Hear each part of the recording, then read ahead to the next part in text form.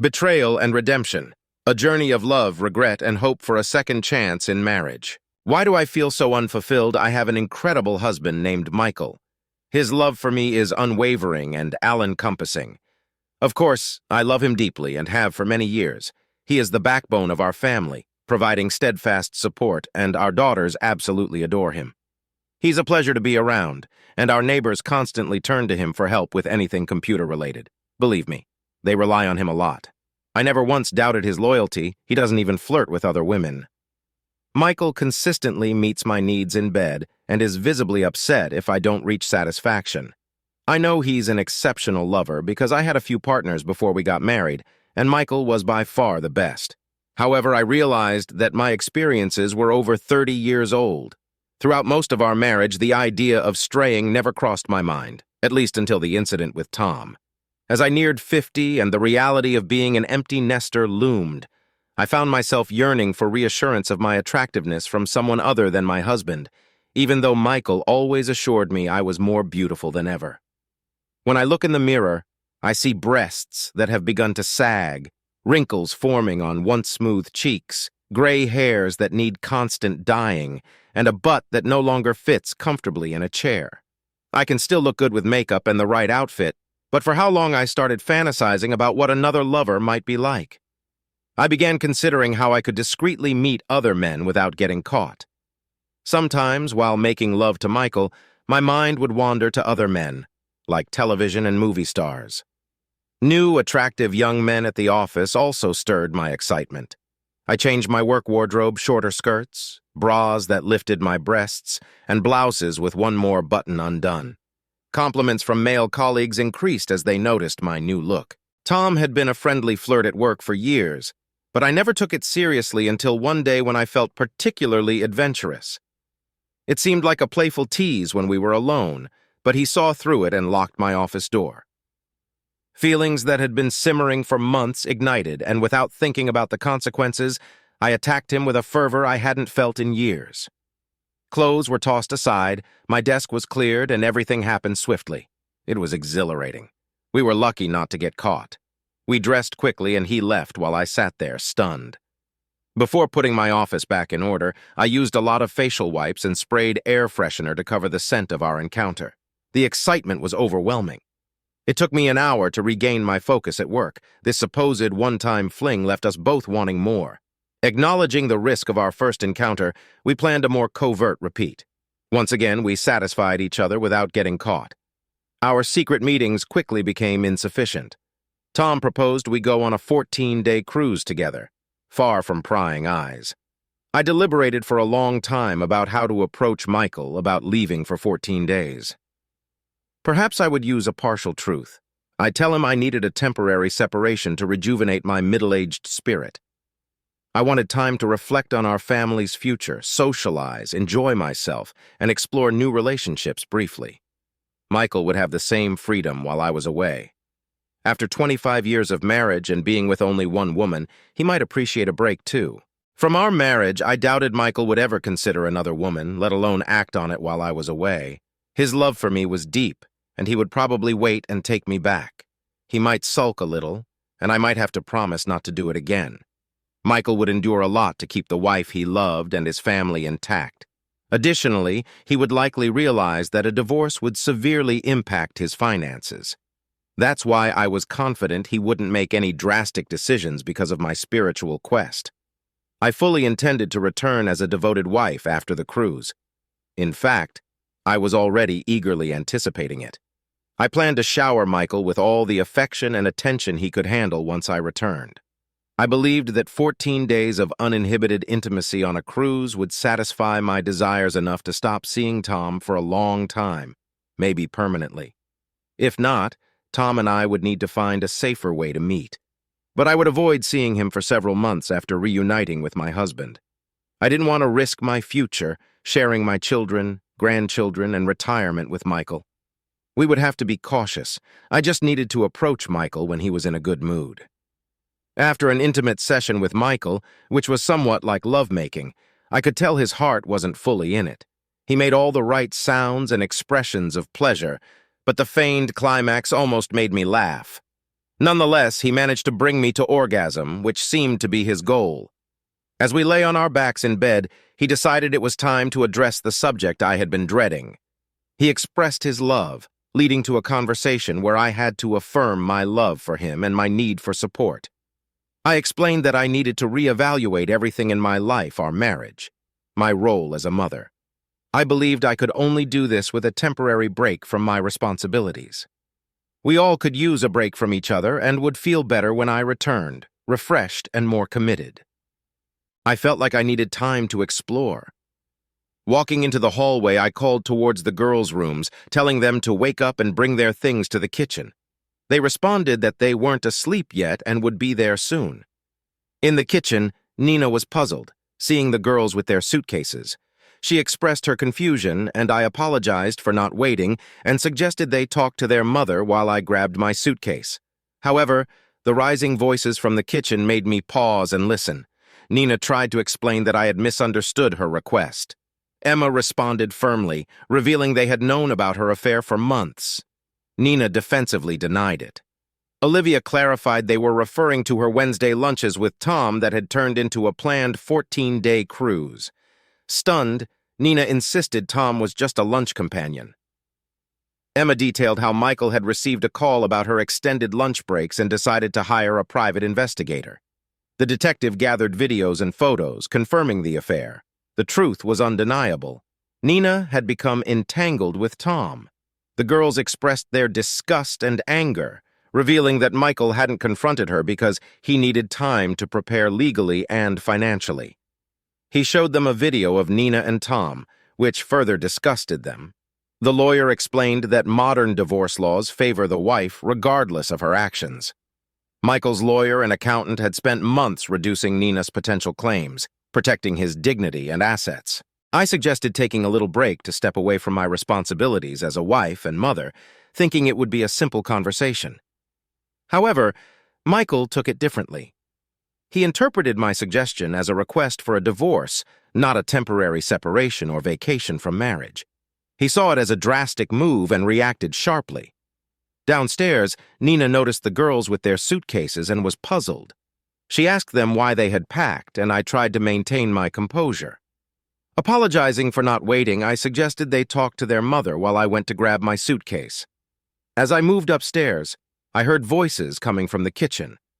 Nina was trying to explain herself, but the girls weren't buying it. Emma was the first to confront her, revealing that they had known about her affair for months. Nina defensively denied any wrongdoing, insisting she had no idea what they were talking about. But Olivia pressed on, explaining how their Wednesday lunches with Tom had evolved into quick rendezvous and plans for a 14-day cruise. Stunned, Nina tried to maintain her story, insisting that Tom was merely a lunch companion. However, the girls revealed that Michael had received calls about her extended lunch breaks and had eventually hired a private investigator. The detective gathered ample evidence, including videos and photos, confirming the affair. The truth was now undeniable. Nina had become involved with Tom, a man who didn't measure up to Michael in the eyes of the girls. They expressed their disgust and anger, pointing out that Michael had taken the time to prepare legally and financially before confronting Nina. He had shown the girls the incriminating video, which only deepened their disgust. Michael's lawyer explained that modern divorce laws typically favor the wife, regardless of her actions. As a result, Michael's legal and financial team had been working for months to minimize Nina's potential claims, protecting his assets and dignity from further damage caused by her actions.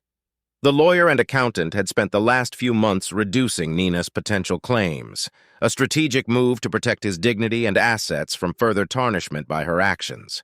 The education funds for the girls and me were now fully covered, which must have cost Michael a fortune. It dawned on me that he knew I wouldn't try to reclaim my college fund. The realization felt mean-spirited, and I couldn't help but feel betrayed by my own family.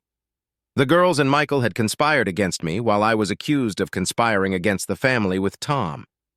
Downstairs, Nina was puzzled seeing the girls with their suitcases. I tried to maintain my composure, apologizing for not waiting and suggesting they talk to their mother while I went to grab my suitcase.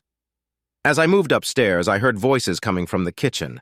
Nina was trying to explain herself, but the girls weren't buying it. They revealed that they had known about her affair for months. Despite Nina's defensive denial, they detailed how her Wednesday lunches with Tom had evolved into quick rendezvous and plans for a 14-day cruise. Stunned, Nina tried to maintain her story, insisting that Tom was merely a lunch companion. However, the girls revealed that Michael had received calls about her extended lunch breaks and had eventually hired a private investigator. The detective gathered ample evidence, including videos and photos confirming the affair. The truth was now undeniable. Nina had become involved with Tom, a man who didn't measure up to Michael in the eyes of the girls. They expressed their disgust and anger, highlighting that Michael had taken the time to prepare legally and financially before confronting Nina. He had shown the girls the incriminating video, which only deepened their disgust. Feeling the weight of the situation, I headed downstairs with my suitcases. Nina looked shocked and desperate. She admitted her mistake, pleading that she didn't want a separation, much less a divorce. She promised to end things with Tom and insisted she never intended to divorce Michael or move away with Tom. Her intention, she claimed, was just to have some fun. It was too late for apologies. The girls and I were set to move into a new apartment. They were excited about the prospect, especially the possibility of getting an apartment with a hot tub. We might have to spend a couple of nights in a hotel, but I was confident we would secure the apartment we wanted. Life would be significantly more difficult for Nina when she returned. She would have to manage all the household chores and responsibilities on her own. Additionally, she wouldn't be alone for long, as Tom would need a place to stay. Michael had already been in touch with Tom's wife. M.M. had been surprised by the news of their divorce almost 2 months ago when Michael met her. She had prepared herself to respond as soon as Nina and Tom made their plans public. Michael had called M while upstairs, and it seemed Tom was being kicked out of his house at that very moment. M had her older brother helping her remove Tom from the premises. The situation was further complicated by the fact that Tom had told his wife he was going to California for a 2-week internship. However, M had clarified with his boss that no such training was expected. The boss, Mr. Roberts, was also Nina's boss, which made the situation even more tangled. When Nina and Tom returned from their trip, they wouldn't have jobs to return to. Michael and M had coordinated with their employer to ensure both were fired. Michael's lawyer and accountant had spent months preparing for this, reducing Nina's potential claims and protecting Michael's assets and dignity. The strategic move was calculated to ensure Nina faced significant consequences for her actions. Modern divorce laws typically favor the wife, regardless of her actions. As a result, Michael's legal and financial team had been working diligently to minimize Nina's potential claims, ensuring that she would face the repercussions of her choices. I couldn't believe how harshly Michael was treating me. I thought he loved me, but his actions and threats were cruel. He informed me that if I contested the divorce, an edited version of my escapades with Tom would be sent to my parents, relatives, co-workers, and neighbors.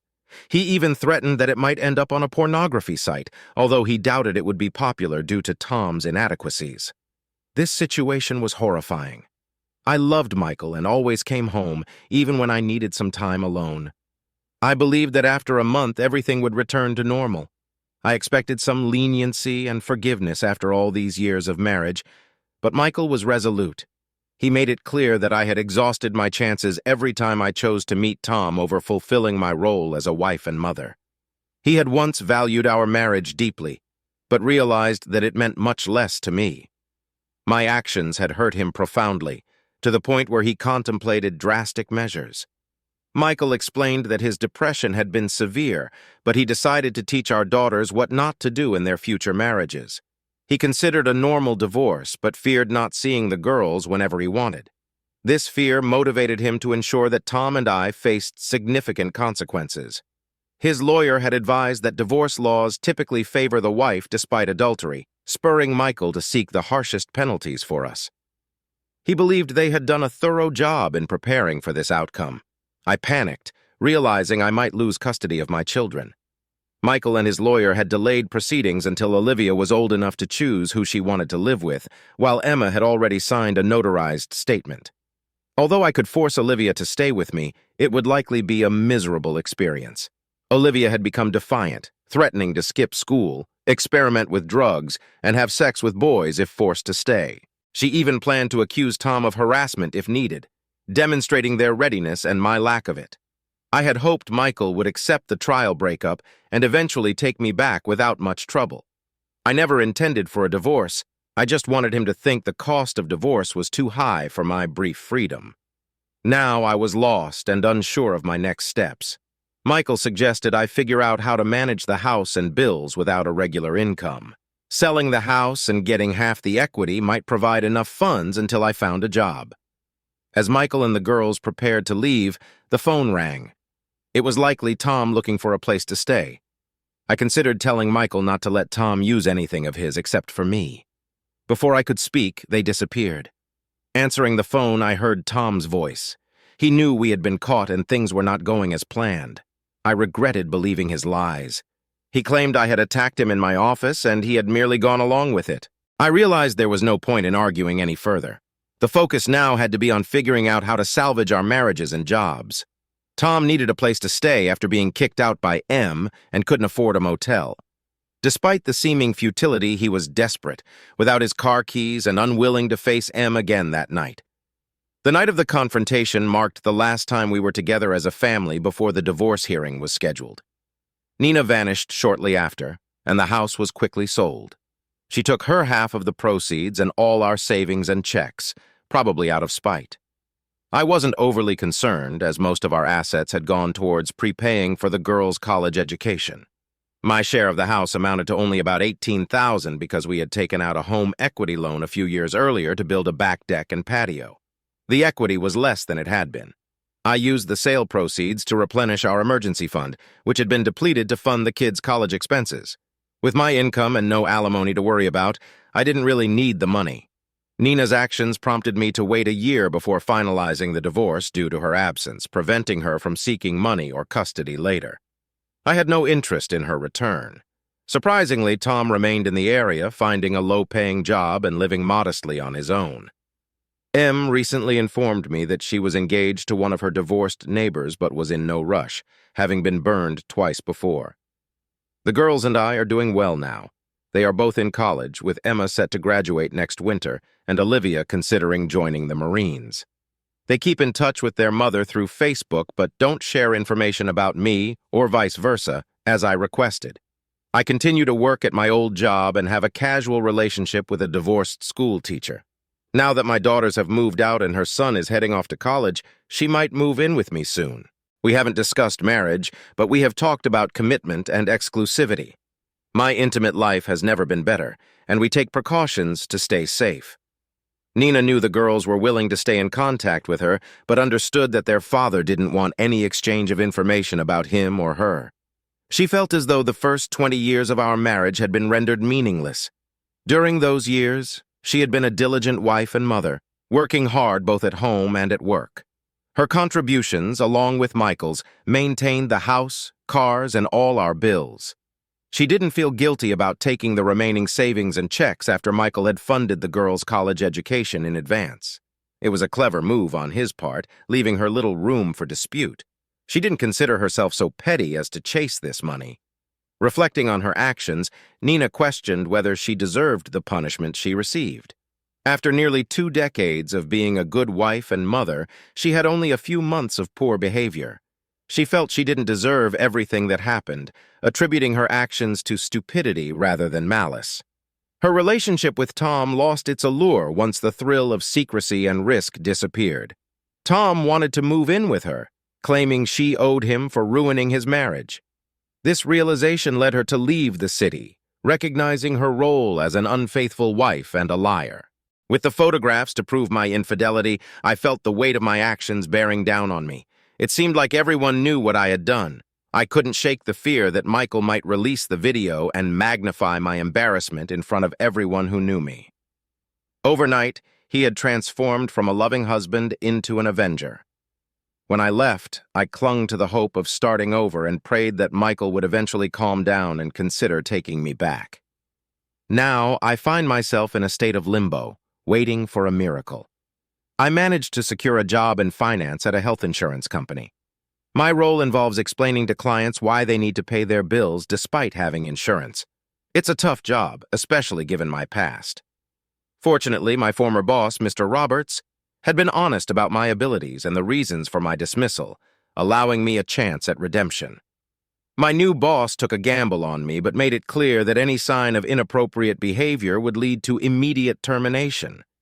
I live in a modest apartment, a reflection of my scaled-down life. I don't need much, and I certainly don't have much of a social life. Most of my time is spent on a chat site for women who have been dumped for cheating. It's astonishing how my situation pales in comparison to some of the other stories I read there. Despite everything, I still look good. Michael knows I was once a good wife and mother. The thought of him diving into the middle-aged dating scene for a new partner seems unlikely. So I wait, hoping the girls will eventually soften and advocate for me with their father. While Michael prepares for our divorce, I am preparing for reconciliation. My thoughts often drift back to the good years we shared. A song, a picture, a smell, or a word can transport me to those cherished memories. My heart aches with a peculiar pain when I reminisce, and I find myself crying more often than I care to admit. I can't believe Michael doesn't feel the same, especially when he's with our daughters. Surely many of his memories with the girls include me. He must miss me. We meant too much to each other for him to have completely moved on. I hope Michael can find that place in his heart that still harbors love for me, a place willing to forgive and give me a second chance. I vow never to betray him again. It was foolish of me to discard the wonderful years we spent together for a fleeting thrill. I can only hope he won't be equally foolish by denying me forgiveness for this single misstep. Will he find it in his heart to come back to me? As the weeks turned into months, the rhythm of my new life began to take shape.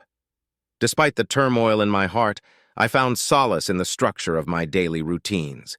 Each day I woke up early, went for a run, and then immersed myself in work. The routine was my anchor, keeping me grounded amid the emotional storm. The girls occasionally sent messages, updates about their lives, and snippets of their interactions with Michael. They were careful not to mention me too often, respecting his wishes, but I cherished every word they shared. Each message was a small lifeline, a connection to the family I had once taken for granted. One evening, after a particularly grueling day at work, I decided to take a walk. The crisp air of October filled my lungs and the autumn leaves crunched under my feet. I wandered aimlessly, lost in thought, until I found myself in front of the house Michael and I had once shared. The sight of it brought a flood of memories. The swing set in the backyard where the girls used to play, the garden we had planted together, the front porch where we had shared countless cups of coffee and conversations. I stood there for a long time, my heart aching with longing and regret. The lights were on inside, and I could see shadows moving, hear faint laughter. It was a painful reminder of the life I had lost, but it also fueled my determination. I knew that if I ever had a chance of regaining that life, I needed to keep moving forward, to keep proving that I was worth a second chance. Days later, while sorting through some old boxes, I found our wedding album. The photos captured the joy and hope of that day, a time when we believed in forever. I decided to make a photo book for the girls, filled with memories of our family. I included pictures of holidays, birthdays, and simple moments of happiness. Along with the photos, I wrote letters to each of them, sharing my thoughts, my regrets, and my hopes for the future. I sent the photo book to the girls with a note asking them to show it to Michael if they felt it was right. I didn't know if it would make a difference, but it was all I could do. It was my way of reaching out, of reminding him of the love and life we had built together. As December approached, I couldn't help but think about the holidays. They had always been a special time for our family. I wondered how they would spend it this year, whether they would miss me, and if Michael would feel my absence as deeply as I felt theirs. One chilly evening, as I sat by the window with a cup of tea, my phone buzzed. It was a message from Emma. She said they had received the photo book and that it had made them all emotional. Michael had spent hours looking through it, silent and pensive. She didn't know what he was thinking, but she wanted me to know that the memories had touched him. It was a glimmer of hope, a sign that maybe, just maybe, Michael was beginning to remember the good times, to see that our past was worth fighting for. I held on to that hope, nurturing it like a fragile flame. As the new year approached, I made a promise to myself.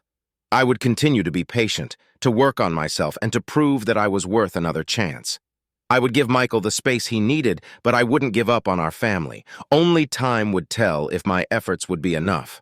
But for now, I held on to hope. Because in the end, love and forgiveness were all that mattered. And I believed that somewhere in Michael's heart, there was still a place for me.